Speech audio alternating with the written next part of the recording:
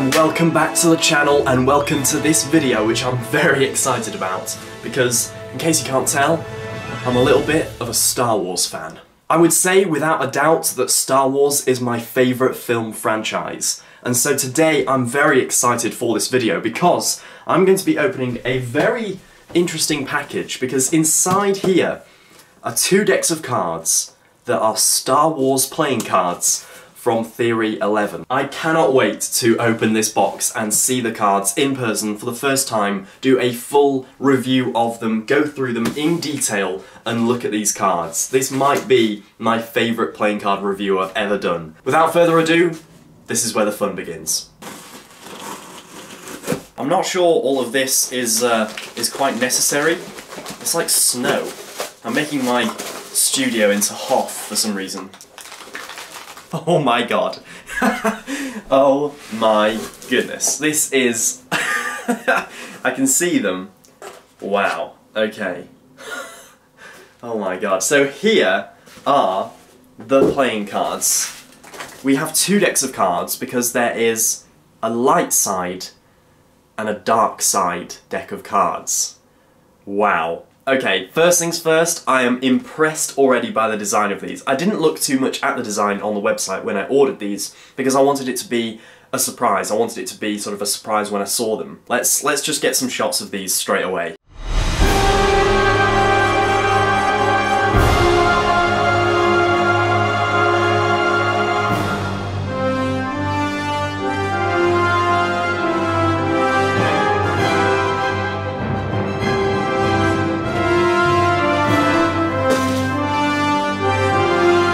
So here we go. It is time to open the playing cards. The light side and the dark side.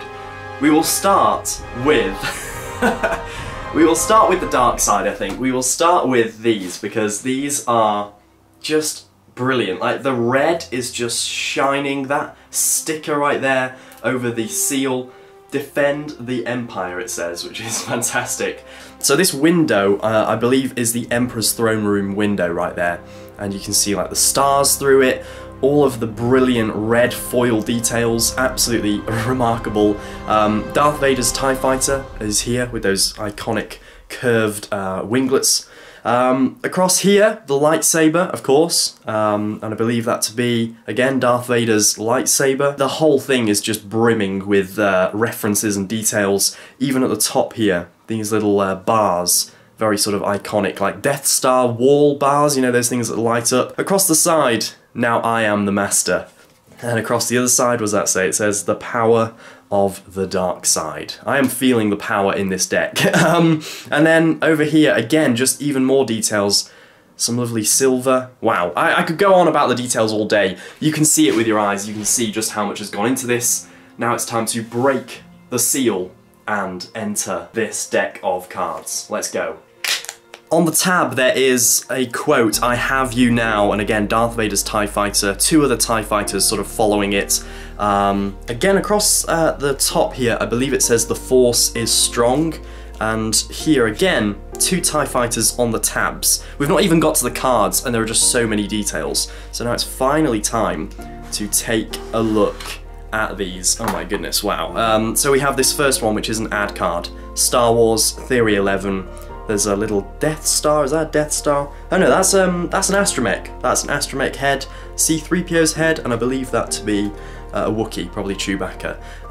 So yeah, there we are. So that's the ad card. The cards themselves. Now, as soon as I see this, wow, I presume that the dark side and the light side are going to have different back designs. Again, I've not looked at these before, but this back design, look at that, it's incredible. Again, it's the same sort of thing as the box, so we've got bits of the Death Star, emblems of the Empire and the First Order here. It's incredible. It's managed to sort of stay looking like a classic deck of cards. From a distance, if you didn't know that this was a Star Wars deck, you would assume that this is sort of a normal classic deck. It's got the 2 circles and the edges and everything that you would sort of find in a bicycle deck. So it looks traditional, but then up close you begin to see all of the details, and it's the details that are sort of my favourite thing about this. Now it's time to turn the cards over. I've not done this yet, so I'm very excited to see what the faces are like.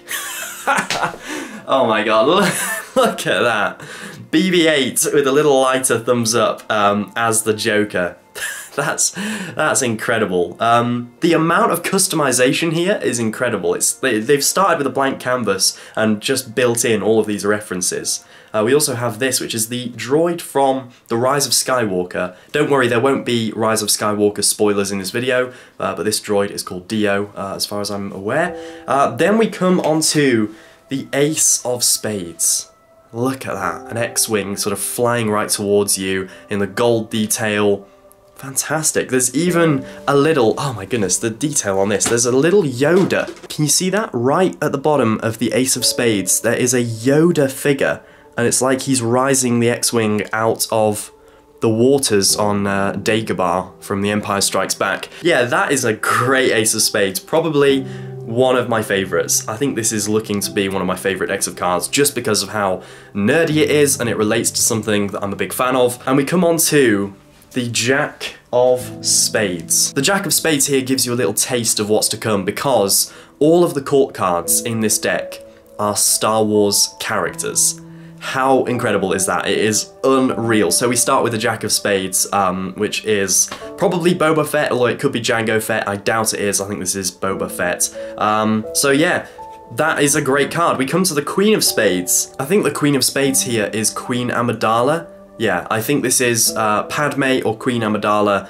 A great inclusion, definitely a surprise, I wasn't expecting that. But the way they've, wow, I've already seen the King of Spades now. The way they've done this card with the detail of the face, it looks like the characters. They all really look like the characters, and we may as well come on to now the King of Spades, definitely the most iconic character. Even if you've never seen Star Wars, I'm, you know, gonna go out and say you know who this is. It's got the lightsaber, the helmet, it is still iconic, and yet they've managed to retain, again, that classic look of these sort of bands of the tiny suits going across the card.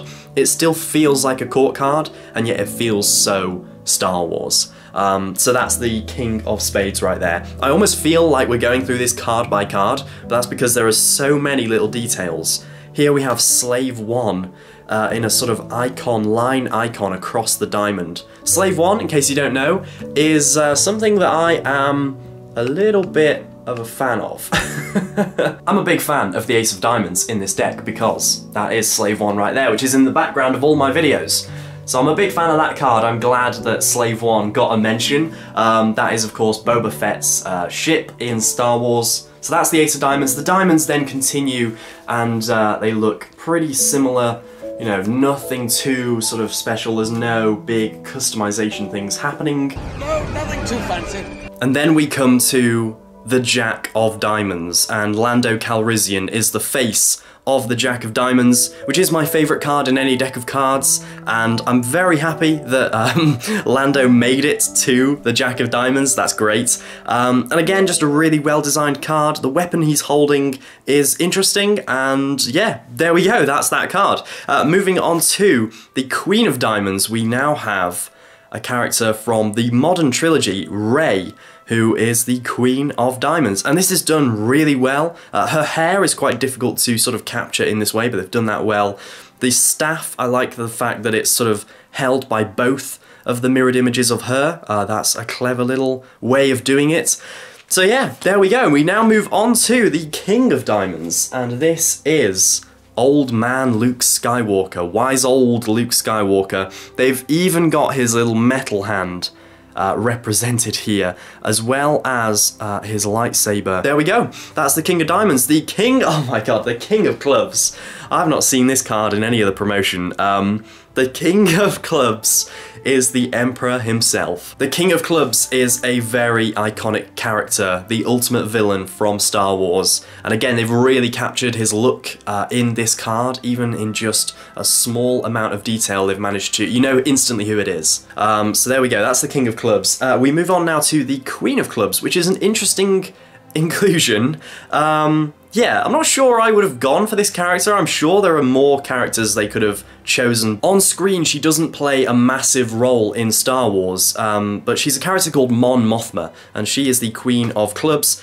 Really well captured, actually. As far as capturing the actress, it looks exactly like her, even in just a few lines. So the art in this deck, again, is just fantastic. They've managed to capture every character and you know who it is. So that is Mon Mothma. An interesting conclusion, a welcome one though. I think that's good to include a sort of varied range of characters. Moving on to the Jack of Clubs. Oh, here we go. The Jack of Clubs is Kylo Ren, unmasked. So Ben Solo, but in this form, Kylo Ren. And they've done it really well. Like, capturing Adam Driver like that, he looks so good. The scarring on his face, the lightsaber, yeah, really well done. What can I say? That's the Jack of Clubs. So now we move on to the rest of the clubs. Again, these are just sort of standard-ish faces. The Ace of Clubs has Darth Vader's TIE Fighter across the pip, nice inclusion, and the King of Hearts here. As far as art design, capturing the characters and so on, I think this is probably the worst card at doing it. I believe that this is Obi-Wan Kenobi, but he looks quite similar in the way that they've done the art style to old man Luke Skywalker, which is why maybe Luke Skywalker should have been the younger version. I think that would have been clearer to have two distinct characters. Obviously old Obi-Wan Kenobi and old Luke Skywalker do look quite similar anyway, but just to make that distinction clearer, maybe they should have gone for two different ages of the character, or maybe sort of a prequel trilogy age of Obi-Wan. I don't know, they've not really included much prequel trilogy stuff in here. One of my favourite characters, but yeah, just not really well executed. I don't know, it just doesn't quite do it, which is a shame because every other card so far has absolutely nailed it. Then the Queen of Hearts, of course. We have here Princess Leia and later General Leia, and she has the dice in her hand. Love these little touches, little tiny details that you wouldn't necessarily look out for, but yeah, fantastic. And of course, a very, very good inclusion, and they've really nailed it. It's a shame that she's sort of got the hood on. I think it would have been sort of nicer, more iconic if she had the two buns in her hair. And finally, I think this is the, the last court card, yeah. The Jack of Hearts. Han Solo right there, looking very much like Harrison Ford. They've really captured him. Again, the gun, the weapon, the sort of expression on his face is very Han Solo. They have managed to do this exceptionally, and that brings us on to the final bunch of cards that are all normal except for the Ace of Hearts, and as I suspected, it is the Millennium Falcon that takes the Ace of Hearts. Brilliant. Then one final ad card, just in case you're interested in what that looks like. It looks like that. The back design one more time, and that is the Dark Side of the Force deck of cards. I've got to be honest, I came in with expectations that were quite high, and those were blown out the water because I did not look at the cards online. I wasn't really sure what to expect, and I've got to be honest, these are absolutely brilliant. They are so well done. Every card pretty much nails it. If I have to give a few negatives though, just to be an honest reviewer, I'm going to give some negatives because I don't think this is perfect. Bearing in mind what I've just said, it is an amazing, well-designed deck of cards. Clearly a lot of effort has gone into this. There are a few things that I don't think were wise decisions. I've already spoken about the Luke Skywalker Obi-Wan thing. I think Obi-Wan should have been done in a slightly different way. Another negative is that there is hardly any prequel-specific stuff here. Bearing in mind that Star Wars, the Skywalker saga, is 9 films, this deck of cards has only really focused on 6 of them. Apart from Queen Amidala here, there is no other prequel related stuff, which is why I think that Obi-Wan Kenobi should have been done in a different way. Here he is. I think he should have been done in a younger fashion. And yeah, I think Luke Skywalker should have also been a younger version of Luke Skywalker, where he is much more iconic. This next criticism comes with a bit of understanding on my part, because I know that this is a deck of cards that has been licensed by Disney, by Lucasfilm, producing a deck of cards for Star Wars. It wasn't all up to Theory 11, I get that. There was a lot of input from Disney and Lucasfilm on the stuff that they want, and maybe decisions were their decisions and not the designers at Theory 11 or, you know, people that cooperated on this deck. Which is why I think the Jokers are probably one of the more disappointing elements of the deck of cards, because if someone said, okay, you have a deck of cards and it's to do with Star Wars, which 2 characters do you want on the 2 Jokers? Without even thinking, I would have said R2-D2 and C-3PO, because they are They are Star Wars. They're in every Star Wars film in the Skywalker saga. It just feels like that is the thing to do. So, to look at the Jokers here, and don't get me wrong, these are really well-designed Jokers, but to have these two characters, Dio, who's only in Rise of Skywalker, and BB-8, who is, you know, cute and iconic and has been in the modern trilogy, it just feels like the two classic characters have been snubbed of the Jokers on this deck of cards, which feels like a strange decision. But again, I understand why this has been done, because these characters are from the modern trilogy, and Disney and Lucasfilm want people to connect with the modern trilogy and watch the modern trilogy. So now it's time to take a look at the light side of the Force and take a look at the differences between this and this. Okay, so here we have the outside of the box, and with the cellophane removed, more of these details come through. So we have R2-D2 right here on the box of the light side of the deck, and the window here is the Millennium Falcon, and judging by the sort of lines that the stars are making, it looks like the Millennium Falcon is jumping into light speed. So I love these little details, and the little bits of the language here, as well as the symbols of the Rebellion and the Resistance taking the place of the symbols of the Empire and the First Order on this deck of cards. Yeah, it's a great comparison. When you put them side by side, you can tell they go together as a pair, and you can tell that they sort of mirror each other. But these differences are really significant, and again, really well executed. So it's good to see R2-D2 on the box. After just having said he was snubbed of the Jokers, he is on the box, so I guess that's sort of a bonus point. This lightsaber here, again, is the very iconic Skywalker lightsaber, and again, just look at that shimmer. Like, the sheen of the gold foil is absolutely luminescent. After having just said the word luminescence, it's interesting to see that the quote here is "luminous beings are we." That was unintentional by me, but a nice quote to include, and one that, yeah, definitely deserves the side of the box. The side here, of course, says "May the Force be with you." That had to come up at some point, so there it is. And again, on the front here, we have that window, the stars, and across here, is that meant to be a Y-wing from the front? If someone knows what that ship is, just for my own nerdy satisfaction, I think I need to know what that is. But again, the sort of intricate details of the lines and the bars and whatever, and underneath the sticker here, there is an X-wing, which is very nice to see. Across the top, I think that's Yoda's quote. I think I can tell from the letters. "Do or do not, there is no try." I think that's what it says. So let's open the seal. Before we do, the seal just says, "Join the Rebellion," which is very nice. So let's open the seal, take a look at the cards, and see what is different about them. Moving the ad card, which is the same thing, out of the way, we now get to the back design, and taking a look at it, I really like the shade of blue. That's the first thing I noticed. The shade of blue isn't sort of a standard blue you'd find on your blue bicycles. It's sort of a richer shade of blue, which you can expect from Theory 11 because their cards scream luxury, and this more than anything. We are going to move on to the faces of the cards, which are the same. So they are the same across all of them, which I think is really nice. Some people will say that that's lazy or whatever. It's not. A lot of work has gone into this deck of cards, and I think having the same faces just makes for a better experience for the person having the cards, because it means you can buy one deck and get to see all of the different court cards and references and so on. So you don't need to buy both decks to get the experience. So there we go.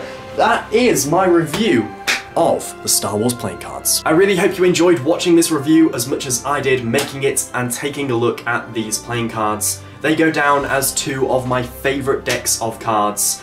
Will I perform with them? Definitely not, but they will make a fine addition to my collection. I had a blast making this video, especially the intro you saw at the beginning, so I'm going to play the intro again because it took a lot of work, more work than I've ever put into a video intro before. So I'm going to leave you with that. Thanks for watching, and may the Force be with you.